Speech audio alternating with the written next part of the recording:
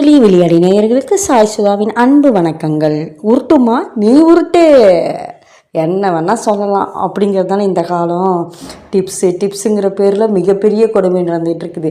எதுக்கு எடுத்தாலும் டிப்ஸு, எல்லாத்துலேயும் டிப்ஸு, நீக்கமர டிப்ஸ் நடந்துடுச்ச காலம் இது. இப்போ கொசு காலம்ங்கிறதுனால கொசுவை வெட்டுறதுக்கு டிப்ஸு சொல்கிறேன். பேர் வழியில் ஒரு அகல் விளக்கு எடுக்கணுமா, காப்பி தூள் போடணுமா, அது மேலே கற்பூரத்தை பிடிச்சி போட்டு விளக்கேற்றி வச்சா அதுவும் கரெக்டாக 5:30 மணிக்கு வச்சிங்கன்னா அது ரொம்ப நேரம் நின்று எரியும். அந்த வாசனைக்கு கொசு வராதுன்னு ஒரு அம்மா உருட்டு அவங்க இஷ்டத்துக்கு உருட்டுறாங்க.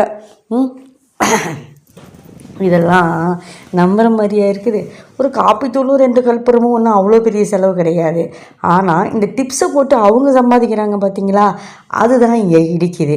நல்ல தரமான நல்ல உபயோகமான நிகழ்ச்சிகள் நிறைய யூடியூப்பில், ஃபேஸ்புக்கில், இன்ஸ்டாவில் ஷார்ட்ஸாக போடுறாங்க, ரீல்ஸாக போடுறாங்க, வீடியோஸாக போடுறாங்க. ஆனால் அதுக்கு வர லைக்ஸு ஷேரிங் விட இந்த மாதிரி உருட்டுகளுக்கு வர ஷேரிங்கும் வியூஸ் தான் அதிகமாக இருக்குது இல்லைங்களா.